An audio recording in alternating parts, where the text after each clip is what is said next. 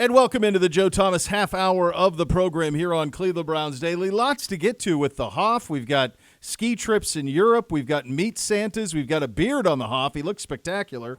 But we've got some business, too. And that starts with Kevin Stefanski being relieved of duties 6 years in, two-time Coach of the Year, 2 playoff appearances. I know you got to know Kevin pretty good in the time that he was here. What did you make of the decision to move on? What did you make of the job that he did here?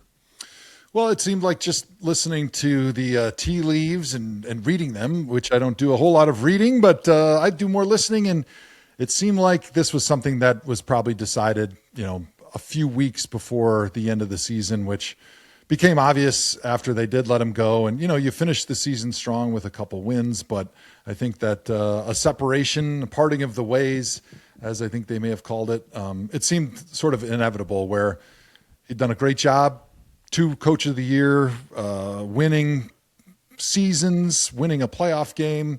But I think not ending up in the playoffs this season and continuing that growth and that success, it led to, both sides being ready for a fresh start and not having complete clarity at the quarterback position. I think the Browns thought, if we are going to do something, this is the time to kind of have a little reset and bring in a new coach who's going to bring a new vision, a new voice in that room to kind of create the next version of what the Cleveland Browns can be and set the course for this team as they kind of have an enormous decision here to make this offseason and maybe the next offseason at that quarterback position.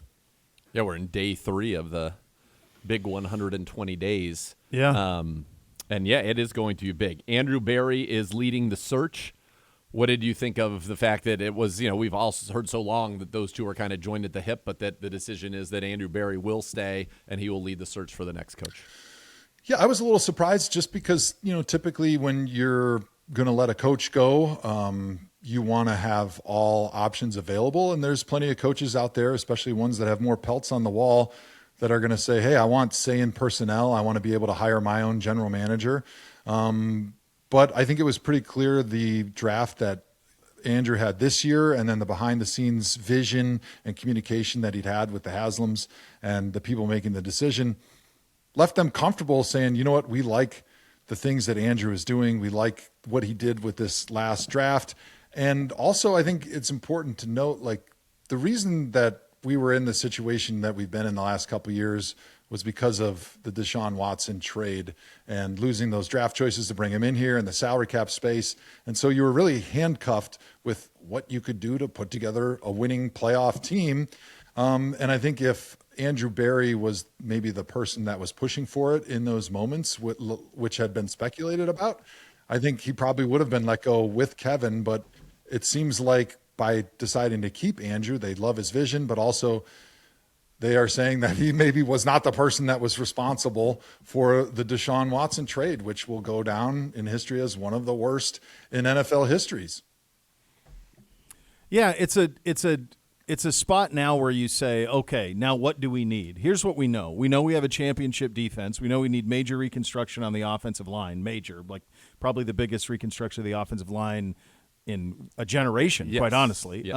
And then beyond that, you got to have an answer at quarterback. You know that you have 3 of them that are currently under contract here. Are any of them the answer? Those are questions that have to be answered.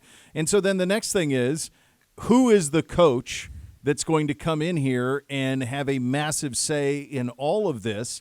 And we don't know that specifically, Hoff, but one thing that I do think is interesting is what type of coach should they be looking for? If you were Andrew Berry, if you were in ownership, what coach would you be looking for this franchise right now? What type of coach? I'm always a big believer in if you are looking for a quarterback or if you have a young quarterback, you need to go with an offensive-minded coach because everything in the NFL in today's league revolves around that quarterback position and the offense and the team that you build around that spot. And it's so important to be able to have that guy that's tied with that quarterback, that's your franchise quarterback, that's going to be in-house until he's not, because of performance or retirement. it's just too critical to not want to go with an offensive-minded guy. I think anybody from the Shanahan tree would be great. It's still the best offense in the league. It's still the thing that gives you the most opportunities to attack a defense.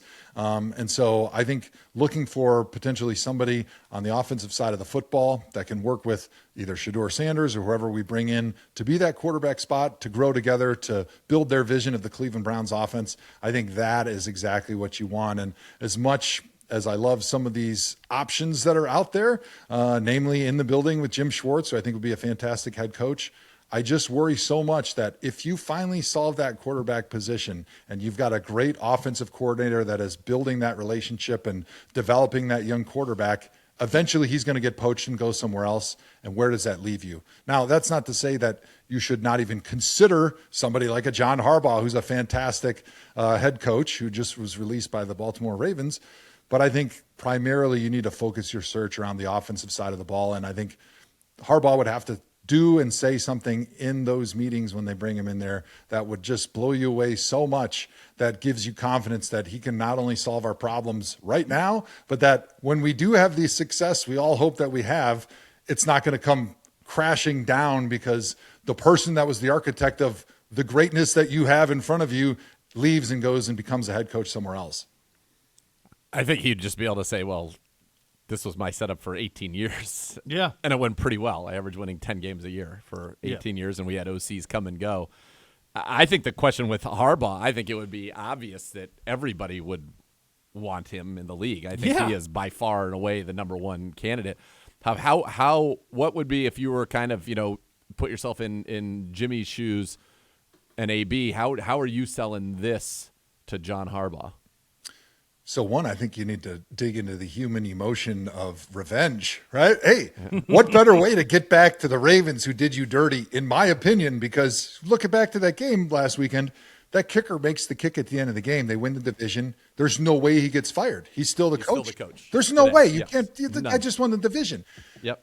So for him, I'm sure he's thinking like, have I not done enough for you guys? Like, I get that when you don't make the playoffs, people are frustrated and they're going to point fingers to this or that and say like, oh, well, he lost the locker room, he lost Lamar, and, that's our most important piece of resource in the entire franchise. But, he's got to be feeling as he wakes up this morning like, man, they really screwed me. And I did not deserve the ending to a historic, potentially Hall of Fame career that he's put together as a head coach and finish the way I did, being fired unceremoniously after your kicker misses a kick. And so I would be saying, hey, look, we've done a good job of rebuilding our salary cap after the Deshaun Watson trade. We've got some nice draft choices, and we've got this great defense and this good core nucleus of young players that if you come in here, you're going to be able to have the decision-making authority, not only to, of course, bring in your coordinators and find a quarterback that works with your vision of this team, but you've got this great young nucleus. You could build a great team. And by the way, you can stick it to the Ravens 2 times every year. Yeah, I think he is he is obviously the candidate. That there are probably jobs that aren't yet open that are being discussed if they should be open. I know we talked about Washington earlier in the show. That just seems like a no-brainer. Like he doesn't have to move, and he can bring Monken with him, and away you go. The other thing with him is, to me, it feels a little bit like Vrabel last year. Like, what do you want? That's what. Yeah. What do you want? What do you want? Like, you tell me. Like, is it money? Is it control? Is it power? Is it whatever? I think here are the keys to the franchise. Take it. And like, he's got more road playoff wins than anybody in the history of the sport. Like, what are we doing? Like, go hire whatever. He's the number one. That's like he's the Vrabel. I don't know about in your social circles or any. I happen to be in a couple of various meetings and things this morning, and that's all I'm. Harbaugh, back up the brink. Sorry, I got people calling me, yelling at me. Get whatever he wants. Like, who cares? Whatever he wants. Yeah. And, you look at a lot of these jobs, and this year is rare that most jobs it was just the coach, not the GM. But I think with a guy like John Harbaugh, you tell me, baby. You tell me what it is that you want, and that's the way that I think it's going to go. I think where he ends up is going to be fascinating. I do think that there is, to your point, I think there's a good chance that it could be a place that does not have an opening right now. It's going to be nuts. I can't believe the Ravens have a head coach opening. The Ravens have had 3 coaches in their history. Right. It went Marchibroda for 3 years, Billick for 9, yep. and then him for 18. That's it. 18 years. Yeah, it's crazy. And we talked about this. Hoff, Nathan and I talked about this yesterday. Like, we kind of organically stumbled into it before we knew about the Harbaugh. But, like, this division is going to be turned on its head in the next 6 months. These teams are not even going to look anything similarly, except for perhaps Cincinnati. But all the rest of these teams are going to look so different than how they look to start this season, Hoff. Yeah, it's pretty crazy. I mean, I didn't even really think that John Harbaugh was even close to being on my bingo card for being a coach that was going to be let go. I know there's been No way. plenty of speculation around Mike Tomlin potentially, being done in Pittsburgh, which I think would be asinine. And if he gets let go, which I don't think he will anymore because of where they are, but like that would be another fantastic exception to my rule of you want an offensive coordinator, offensive-minded head coach when you have a young quarterback or you're going to have a young quarterback versus if you've got an old quarterback, then you bring in more of the manager, delegate type head coach. But, Tomlin, Vrabel, Harbaugh, like off the top of my head, those are three exceptions to my rule where I was saying those guys would be fantastic, unbelievable candidates to be able to bring in here. And looking at the AFC North, I definitely didn't think that potentially at the end of the season, Cincinnati, maybe Pittsburgh would be the only teams that are retaining their head coach after the seasons and the few seasons that they've had as head coach. But I guess when you look at the ownership in Cincinnati, it's not a surprise that they're saving money whenever they can. It is a strange thing, and a lot of people think obviously if that kick goes through, Tomlin's the one that is right looking for a job, and Harbaugh is not. Which the fact that either one of those guys, to me, those are guys that are like they go out on their own terms. I mean, Lamar missed a ton of games this year. Certainly was not himself. They still had a chance at the very end. It's shocking, but I think obviously, he becomes the most attractive candidate out there. Now you were not here. You had started to sail off into the Hoff sunset of becoming the king of all the meats in this great land before Todd Monken came here. But did you know anything about him? Did you ever cross paths him or people that knew him well? We loved him here. He actually spent a lot of time standing right there talking with Beau and I. We had a great relationship with him, and he's kind of the first name that's been out there. He fits your mold as an offensive guy, not a young guy, a guy that was very well established and has been really successful everywhere he's been.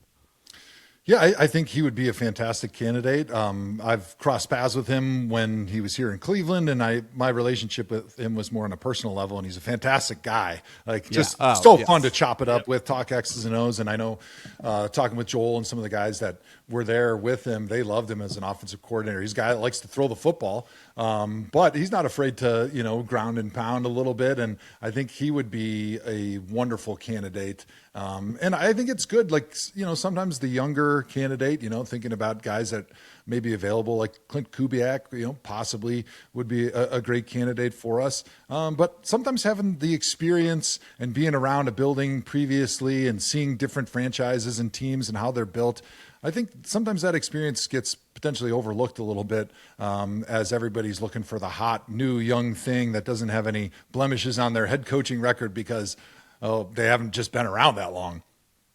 Hoff, you dealt with a lot of coaching change during your professional career. Were there instances where the first time you met a new coach, and I don't want you to name names, there's no reason to bury folks who don't have jobs necessarily anymore, but were there instances where the first time you met a coach, you were like, oh yeah, this isn't going to work? And then conversely, are there guys that you cross paths, and what's that like? And guys that you cross paths with, and you're like, oh, this guy's got it in him. Like, this guy's for sure going to be a dude whenever he gets that opportunity. I think the fatal flaw for anybody that works in NFL football is to think that you know everything and that, the moment you meet somebody, you just know, like, for sure, oh, this is definitely not going to work because, you know your little aspect, square of football. I know my space, but you still have a sense and you have an opinion, certainly when you meet somebody. And there was definitely a couple coaches that I had when I was in Cleveland. I go, that ain't going to work. At least I'll give it a 1% chance of success. I'm not going to say 0 because I don't know everything, but I know for a fact this ain't going to work very well.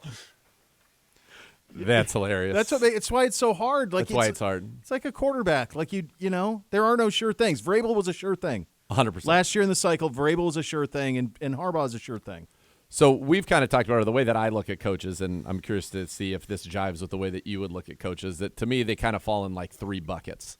And bucket 1 would be kind of culture tornadoes, which would be, and not to say they don't know X's and O's or they're not scheme guys, but that is their bread and butter. So like Harbaugh, Tomlin, Dan Campbell, like guys like that. That's not all of them, but just guys that are in that ilk. Then you have your, what I would call like scheme guys who made, like Kevin got this job because he was a scheme guy. Yep.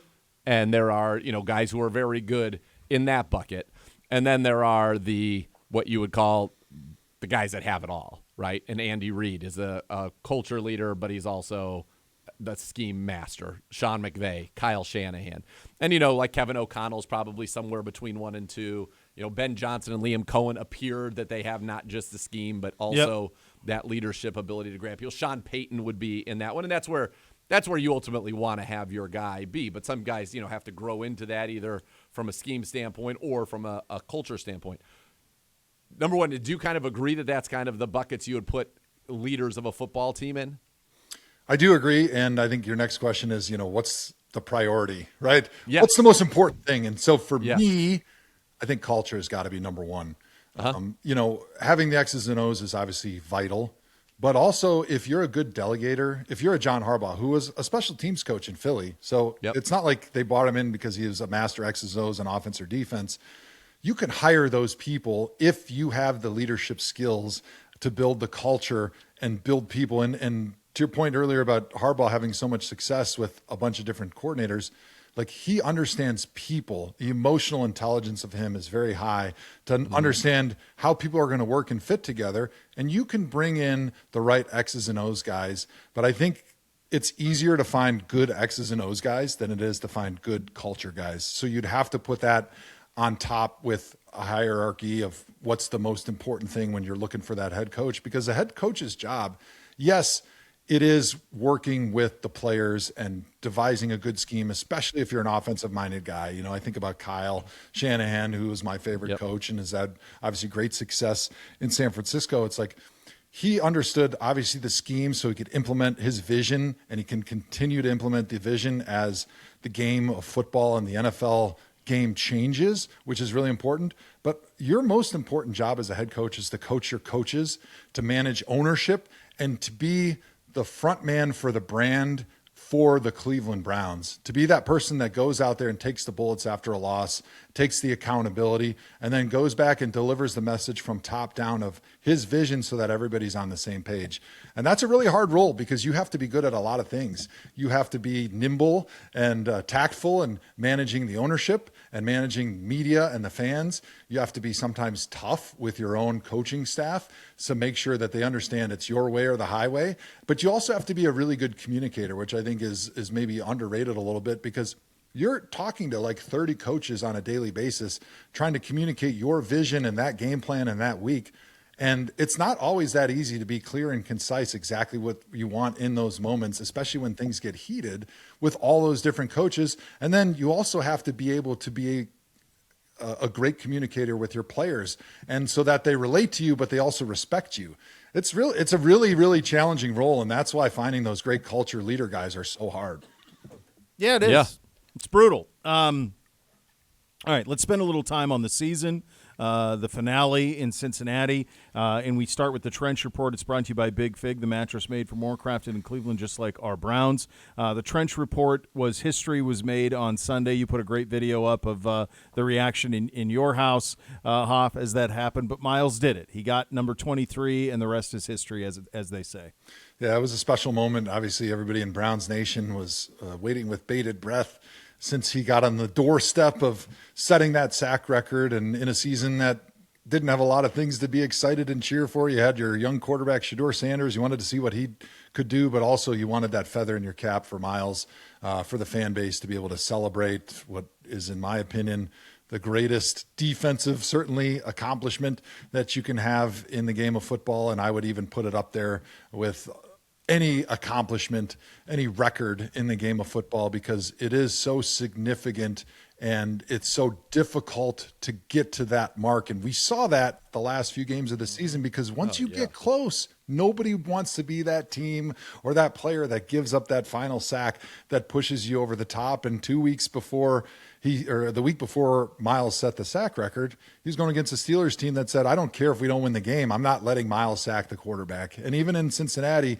they didn't quite take the same approach, but I think the time that he got that sack that set the record was the very first time it was a true drop back pass that they gave Miles a one-on-one with the left tackle. So to be able to set that record is so hard, and it's so different than when you're setting, let's say, an offensive passing touchdowns record or yards record from a quarterback or whatever. Like, yeah, teams are going to try to take that away, but they're not just going to drop 9 guys in coverage and force you to run the football because they're still trying to win the game. And who cares what defense was out there when you set the passing touchdown record or whatever, but everybody remembers who that quarterback and left tackle were that gave up that sack that broke the record. So hats off to Miles. It was such an amazing moment for Browns Nation and, in my household, my little piece of Browns Nation for all of us, because a lot of my kids have been able to grow up a little bit with Miles. My last season in the NFL, Miles was there. My kids were running on the field and getting to know him and interact with him, getting his autograph, getting pictures. And so there's a huge affinity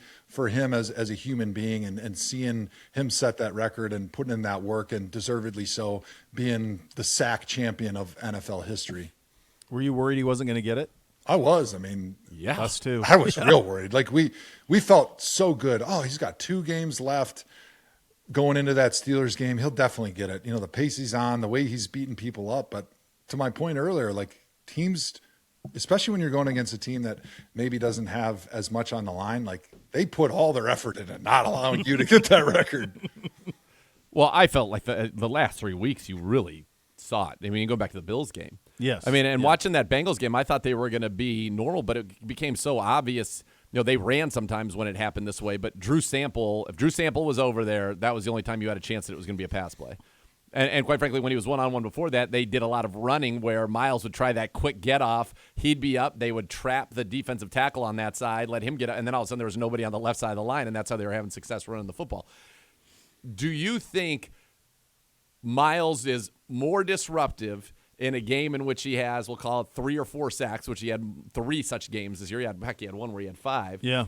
Or is he actually more disruptive in a game like the Steelers game where he has no sacks because they're completely changing what they're doing on offense to the detriment of their ability to score points? I mean, the Bengals did too, way more than I would have thought. Way more than I thought they And in would, fact, yeah. even when without Ward and Campbell, they still were not really willing to just pass the football like normal, which is insane. Crazy, yeah. I never would have thought I would say this, but I'm going to say that he's more influential in a game where he has no sacks and they do everything they can to not allow him to get a sack. That's like what I thought. All of the Steelers, because when you get a sack, even a game where you have 4 sacks, that's basically 4 drive killers, which is huge, right? Obviously, you pay big bucks to have a guy that can kill a drive by getting a big sack.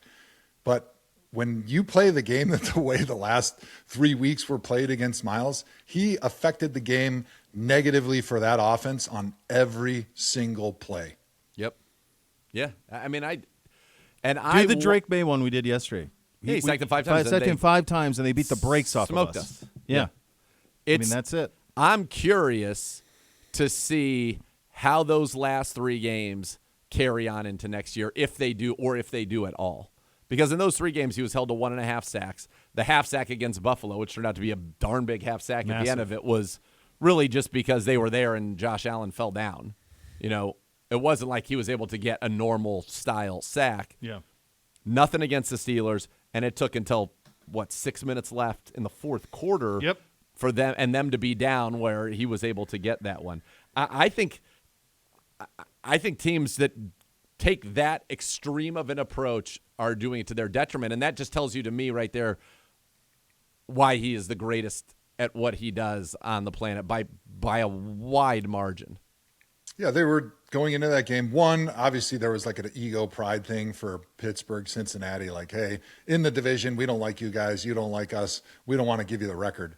But also it was like they were just so willing and worried. They were so willing to add extra resources to Miles. And then on top of that, just not drop back and run their normal offense because they felt that if they ran a normal offense, Miles would win the game. Think about that. if you're an offense, any offense in the league, and you go into the game and say, if we do our normal offense, we're going to lose because of one guy on that defense. That's an amazing influence on the game. I mean, I've always said that quarterback, and I think probably most people agree, is probably the most influential position in all of sports. But a guy like Miles that's playing that position as a pass rusher, so far above and beyond anybody that we've ever seen playing that position, might be even more influential than a quarterback. Maybe close at least, because he completely shuts down an offense and they can't do anything that they normally wanted to do. Now, if you have an offense that helps you out on the other side a little bit, then maybe I could have a bit more of that argument. But it's just amazing to think that one man on defense at that position can completely shut down an offense, and they're so afraid to do anything that they're willing to just basically go out there and hope to not turn the ball over or give up a sack. It's crazy. It really is. And a massive season, and he gets it, and he's going to win Defensive Player of the Year, obviously, as well. So he's going to have that historic season. On the other side of the ball, and this speaks to our offseason because it's offensive line, it's weapons, as Z and I talked about all last offseason, but it's got to start with quarterback. You saw a pretty good runway of Shedeur Sanders as the quarterback of the Cleveland Browns. You saw a decent runway with Dylan Gabriel as the quarterback of the Cleveland Browns. We know what Deshaun Watson used to be, but hasn't played in a year. We know those three guys are under contract. How would you approach that room this offseason, Hoff? So I think with Dylan, you learned that you did a good job selecting a third-round draft choice that can be a solid backup, which is a very important position in the NFL. A lot of teams pay $7-10 million to that spot because it's so important to have a guy that's ready to be able to come in, manage the game, do whatever he needs to do to keep you in those games, and then hopefully hand it back to the starter. But I think you've also seen enough from Dylan that you don't feel good with him potentially being your starting franchise quarterback because the ceiling is just too low. The playmaking ability down the field is not there to the capacity it needs to be a starting quarterback in the NFL.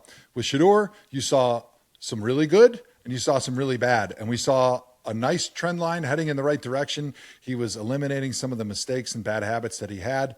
But then the last game of the year, you saw a lot of those bad habits, and he just frankly did not play very well. And so I think with Shedeur, you saw enough good and enough bad that you don't have a definitive answer of, yes, he's our starting franchise quarterback, or no, he's not our starting franchise quarterback, which leads you to a decision that is going to hinge on what happens as they evaluate these rookie quarterbacks in this draft class. Now, sitting at 6 might be a little tough to go up and get somebody if you really love him, but I think knowing that, hey, we feel good enough about Shedeur that if he is potentially the guy that we have next year, we can give him a whole year and we'll learn a lot, and it'll be value to the franchise, either finding out if he is our guy or finding out if he's not our guy. But it'll all hinge about, do we love one of these quarterbacks in the draft, and can we go and get them? And then I think from that point, then you have your decision tree that goes off of that. That'll tell you what you want to do with Deshaun, what you do with Shedeur, and maybe if you want to bring in a veteran quarterback. It's gonna, and that's the biggest challenge face. I mean, head coach and that are the two. Those are pretty massive. That's it. So everything. Head coach and that, and redoing the offensive line. It's only going to be a breeze. Yeah, it's only the two most important things that there are. Yeah. Right. Yeah. In all of sport. In all of sport. Yeah, exactly. One of them is, anyway, it is a little bit of a wild undertaking. Do I do some awards? Sure. Yeah, let's run it. Go it. All right, Hoff. MVP on the Browns, not named Myles Garrett. Dang. I didn't think you'd say that. Boy. I mean, I want to give it to my guy Joel because Do it. I'm going to do it and that. talk a give little it to bit Joel. about him. Yeah, Joel. I mean, talk about the consummate professional, Yep. doing everything you've always asked of him, doing it with a smile on his face, with positivity, being the leader among the offensive line, being one of the leaders on that unit for as long as he's done that. I think he ended up 9th all time this season, games played for the Cleveland Browns. A great honor for him, but always doing it without complaints, being the steadying force on that offensive line that all the other 4 starters that were out there did not finish the season, but continuing to play great football all the way until the end. Just giving me a ton of pride. And I think one of the things for me is, like, I've never had a lot of pride in my own accomplishments in football. And, you know, as a Hall of Famer, it's like, well, what does that mean? You know, how do you not have pride in the gold jacket, which that's great. Have some pride. I'm happy about it. Don't get me wrong. But like the pride that I feel welling up inside of me is when I feel like the servant that I've tried to be in my football career and now in my post-football life is watching the people that I've tried to serve and tried to do the things that I could to help them, see them have that success. And that's why I had so much pride when Miles got that sack record, because in my own small way, when he was a rookie, I felt like I did what I could to try to be a servant to help him see the game from a left tackle's perspective. And obviously he did 99.999% on his own. And with Joel, like, he had the talent, he had the desire, he had the work ethic, he had all those things, but being the guy that played next to him for the majority of the beginning parts of his career and helping him get inside my brain and try to teach him that process and spend the time with him and just learning to get to know him as a human being and the amazing football player, father, husband that he is, member of the community. I had so much pride just watching him out there and finishing the season with such incredible play and doing it and getting a couple wins, beating the Steelers at home. If this was his last game, to me, I was so happy that he was able to finish those last couple games the way he did. So he told me that if that is it, he thought it was pretty cool. His first win ever was week 2 of 2014 when you guys beat the Saints. Furious comeback, game-winning drive, walk-off field goal to win it. And that used to be right there for the longest time. It was that was the mural that was there was week 2 of 2014 against the Saints. And then he said it would be wild that, his potentially his last win was also a game-winning drive, walk-off field goal. So I asked him, I said, what were you thinking when you were going out there? Because on the broadcast I noted, I said, this could be the last drive of Joel Bitonio's career, or certainly the last in, brown and orange. And he was like, I just was like, can't give up a sack on your last drive. What an offensive lineman. He's not thinking about anything, but man, I just don't want to give him a sack right now. This would really I just can't give up a sack on my last drive. He's like, I love it. Hoff, we won't hold you to any of this, but I don't believe we're scheduled to talk to you again until after the NFL season is finalized. I'm sure say we'll it talk. ain't so. Well, these things. He's a busy man. He's the meat king for crying out loud now. Hoff, as you looked at the brackets, AFC, NFC, which two teams do you kind of say, I like the look of those guys coming out of there, and I look the like of those guys coming out of there? What do you kind of see as a Super Bowl? And again, we won't hold this against you. Yeah, I appreciate it. Don't hold it against me. Man, just watching the Seahawks and the way they beat the 49ers towards the end of the season, I was like, geez, I hadn't seen a whole lot of Seahawks games this year, and I don't think I had appreciation for how great that defense is, how they fly around, how their assignments sound, how they tackle. And I think Sam Darnold, I cheer for Sam Darnold, right? He just seems like a very likable guy in that locker room. Yeah. Seems like he's always doing the right things. He's had, some tough goes in his career, being labeled a bust early on and having to bounce around. I'm cheering for the Seahawks a little bit, and I also think that they're probably the team to beat coming out of the NFC because of that great defense that they have. And I'm hoping that Sam Darnold gets over the little yips that he's had in big moments throughout his career. And then the AFC side is kind of crazy. I mean, anybody really could come out of there, and I wouldn't be totally surprised. I know the Patriots are probably everybody's favorite, but I like Josh Allen. I think that when in doubt, if a lot of things are equal, you trust the quarterback in those big moments, putting the team on his back, and there's nobody in that AFC that I trust more than Josh Allen. There you go. Seahawks, Bills. I don't want the Hoff to go. By the way, speaking of the Seahawks and that defense, the Browns have asked permission to interview their current defensive coordinator, Aiden. I don't know. Is it a silent E? I don't know. Is it Aiden Durd? This is the guy from across the pond. Yeah, he's an England native. So yeah, you'd get an accent. He's British. He's British. Yeah. Or English, Are however you it may British? be. Well done out of you. Hoff, great seeing you. You look great. The beard looks great. Fantastic. How long are you going to let it go? Have you decided? No decisions yet. There's been some conversations from the movie side of my life about having to film some more scenes and doing other things there. And so if that happens, to Vegas? TBD. It might be in L.A., studio out there possibly. So Hollywood Hoff. The current plan is don't shave it until the wife and kids complain that they're finding birds' nests in it, or if I have to shave it for work. Otherwise, long and beautiful and flowing, keeping me warm in these these Wisconsin winters out on the farm. Are you going to keep it kind of at that length, or are you looking to like add some real length to this? You know, I like bushing it out a little bit. I'm not as big of a fan of like the Nick Mangold, God rest his soul, like the really big, long beard, the wizard beard.